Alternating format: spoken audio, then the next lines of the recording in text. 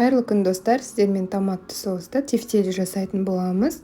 Майсыз фаршқа бетіне жақсылап жуылған күрішті саламыз. Және де қара бұрыш және тұз, дәміне қарай дәмдеуіштеріңізді салыңыздар. Және де бір жұмыртқаны қосып жақсылап бір араластырып аламыз қолымыздың көмегімен.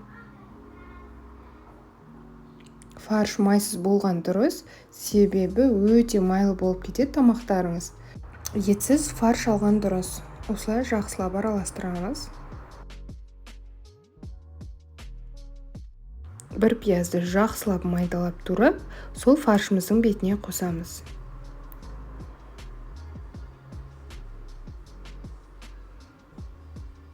Енді фаршымыз тағы да жақсылап араластыратын боламыз.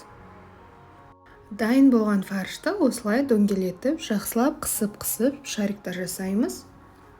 Жақсылап қысқан дұрыс, себебі кішкене шашылып кетуі мүмкін. Енді соусын дайындайтын боламыз. Бір пиязды осылай жақсылап майдалап турап аламыз.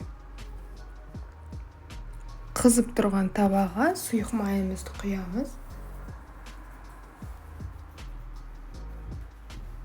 Пиязды жақсылап қызарғанша қуырып алу керек.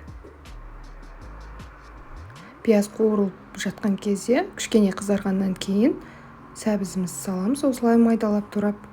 Немесе теркадан өткізсеңіздер де болады. Және де болгар бұрышы. Жай отта қуырасыздар, қатты болмасын, себебі тез күйіп кетуі мүмкін. Жақсылап осылай араластырамыз.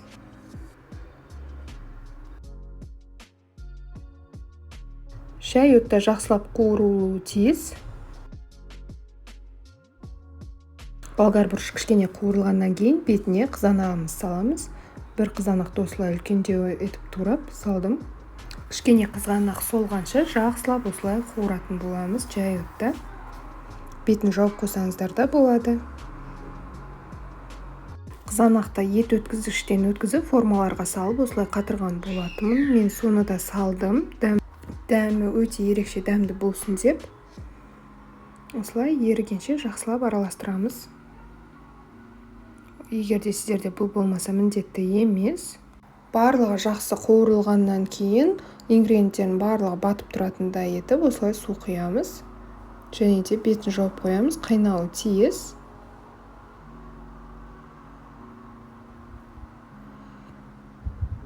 Бір араластырып қойдым. Тұз салыңыздар, осы кезде ұмытпаңыздар. Қайнағанша күтеміз.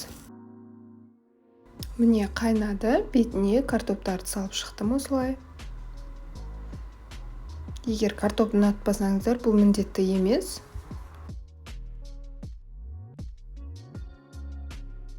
Дайын тұрған тефтелиларымызды саламыз. Осылай бетіне қойып шығамыз барлығын.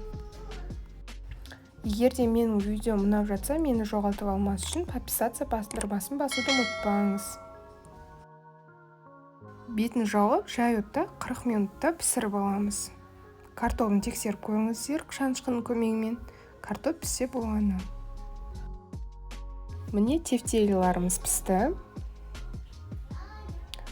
Өте әдемі болып шықты. Дәмі де өте керемет.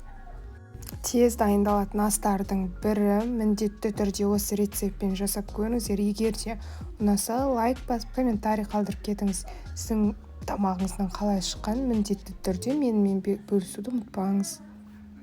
Мен осылай зелень қосып жеген ұнатамын. Дастарханға осылай бетіне қалаған зелендарыңызды сеуіп ұсынсаңыздар болады. Ас болсын, сау болыңыздар.